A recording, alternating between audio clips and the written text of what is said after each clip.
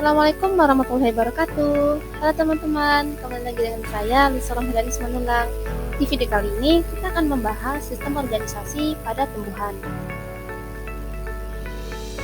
Nah, pokok bahasan yang akan kita bahas pada materi kali ini, yang pertama ada sel, kemudian ada jaringan, ketiga ada organ, kemudian ada sistem organ.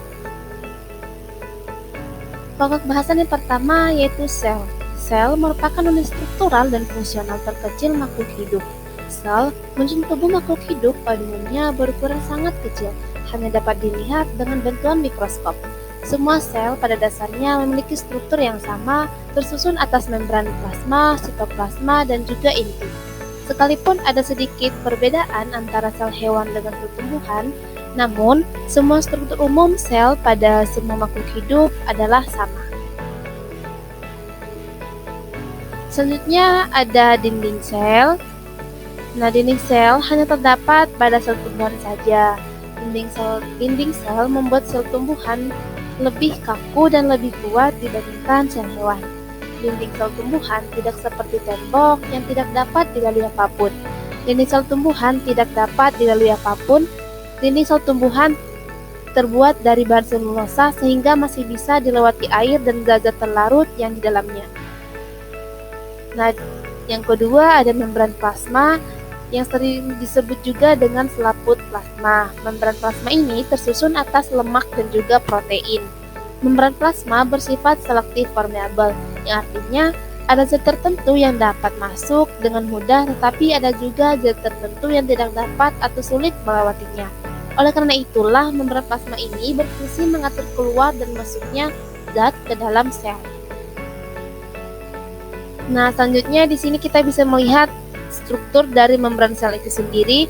Yang pertama, struktur membran sel itu ada protein intrinsik dan juga protein intrinsik. Protein intrinsik ini terdiri atas protein hidrofilik serta dan juga bagian hidrofobik. Yang selanjutnya ada sitoplasma yang merupakan isi sel. Sitoplasma tersusun atas air dan bahan-bahan kimia yang terlarut seperti karbohidrat, lemak, protein, mineral, dan juga vitamin. Oleh karena itu, pada sel tumbuhan yang sudah mati akan tetap kosong, sebab cairan dan benda yang lain sudah tidak ada. Beberapa organel penting yang menjalankan fungsi-fungsi kehidupan sel antara lain membran sel, dinding sel, kloroplas, mitokondria, membran inti, dan juga vakuola. Kemudian kita masuk ke bagian 4 dalam sel, yakni inti, yang merupakan badan di dalam sitoplasma yang ukurannya paling besar. Inti memegang peranan penting sebab di dalam inti terdapat materi inti yang berperan dalam pewarisan sifat dari induk kepada keturunannya. Sel tumbuhan juga memiliki dinding sel dan vakuola yang berukuran besar. Sedangkan organel yang hanya dimiliki oleh sel hewan adalah sentriol yang berperan dalam pembelahan sel. Kemudian kita masuk ke pokok bahasan yang kedua, ada jaringan. Semua fungsi hidup pada organisme bersel satu dilakukan oleh sel tunggal itu sendiri. Pada organisme bersel banyak, seringkali sel tidak dapat bekerja sendiri. Setiap sel bergantung kepada sel yang lain. Sekumpulan sel yang merupakan struktur dan fungsi yang sama, maka disebutlah itu dengan jaringan. Nah, jaringan juga memiliki beberapa macam. Yang pertama ada jaringan meristem yang merupakan sekelompok sel yang aktif membelah. Sel-sel meristem akan menghasilkan sel baru yang sebagian dari hasil pembelahan akan tetap berada di dalam jaringan meristem. Meristem dapat dibedakan menjadi 3 macam, yaitu yang pertama meristem apikal yang merupakan meristem yang terletak di ujung batang dan juga di ujung akar. Jadi meristem apikal ini pada bagian tumbuhan itu terdapat pada ujung batang dan juga pada ujung akar. Yang kedua ada meristem interkalar yang terletak di antara jaringan dewasa, yakni pada ruas batang. Yang ketiga meristem lateral disebut juga dengan meristem samping yang merupakan jaringan meristem yang terletak sejajar dengan keliling organ, di mana jaringan ini ditemukan pada batang dan juga akar tumbuhan. Yang kedua, jaringan dewasa yang merupakan jaringan yang sel-selnya tidak membelah, tetapi telah mengalami diferensiasi dan spesialisasi fungsi dari sel-sel hasil pembelahan meristem. Karena itu, Jaringan dewasa disebut juga jaringan permanen. Jaringan dewasa meliputi jaringan epidermis yang merupakan jaringan terluar tumbuhan yang menutupi seluruh tubuh tumbuhan, dan jaringan gabus yang umumnya jaringan ini berada di bagian tepi. Jaringan yang ketiga, jaringan dasar, disebut juga dengan jaringan parenkim atau ground tissue, merupakan suatu jaringan yang terbentuk dari sel-sel hidup dengan struktur morfologi serta fisiologi yang bervariasi dan masih memiliki kegiatan proses fisiologis. Yang keempat, ada jaringan pengangkut, jaringan penguat. Jaringan penguat ini ada kolenkim dan juga sklerenkim.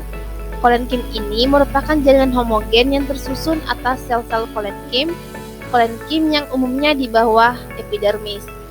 Di gambar ini kita bisa melihat bagaimana bentuk dari jaringan parenkim, kolenkim, dan juga sklerenkim. Yang kedua, ada jaringan sklerenkim terdiri atas sel-sel mati yang dinding selnya sangat tebal dan kuat karena mengandung lignin atau komponen utama kayu. Yang selanjutnya ada jaringan pengangkut yang terdiri atas dua, yakni xilem dan phloem. Xilem berfungsi mengangkut air dan mineral dari akar menuju ke daun dan bagian tubuh lainnya. Sedangkan phloem berfungsi mengangkut zat dan mengedarkan zat makanan hasil fotosintesis dari daun ke seluruh bagian tumbuhan. Di gambar ini kita bisa melihat bagaimana arah, kerja, dan juga apa yang diangkut oleh jaringan xilem dan phloem. Pada jaringan xilem, dia mengangkut pada satu arah, yakni dari akar ke atas, yakni menuju batang dan juga daun. Jaringan xilem ini hanya mengangkut air dan mineral yang diserap dari tanah oleh akar. Kemudian jaringan xilem ini tidak memiliki dinding pembatas dan juga dindingnya tebal yang mengandung lignin dan juga kaku. Sedangkan phloem ini memiliki siklus dua arah dan juga mengangkut air dan makanan, yakni yang terdapat dari hasil fotosintesis. Jaringan phloem ini, yakni dinding selnya memiliki dinding pembatas berupa pori-pori. Selanjutnya ada organ tumbuhan. Organ adalah kumpulan dari beberapa jaringan untuk melaksanakan fungsi tertentu. Organ pada tumbuhan diantaranya akar, batang, dan daun.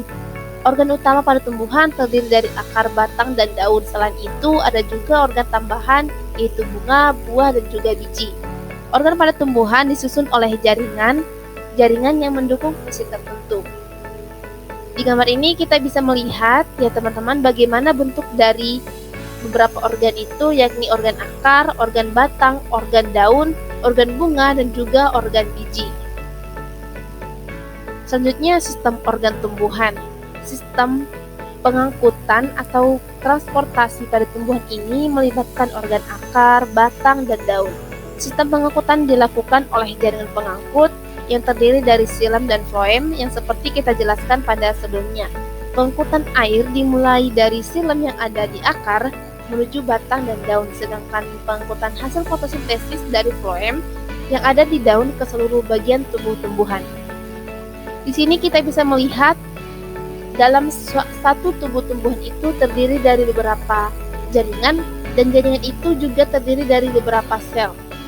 Pada organ akar terdiri dari jaringan xilem dan juga terdapat organ rambut akar. Kemudian pada organ batang itu terdiri dari jaringan xilem dan juga phloem. Kemudian terkandung juga kambium. Sedangkan pada daun itu terdiri dari jaringan xilem dan phloem dan juga terdapatnya stomata. Baiklah, sampai sini pembahasan materi kita tentang sistem organisasi pada tumbuhan. Terima kasih telah menonton. Wassalamualaikum warahmatullahi wabarakatuh. Bye.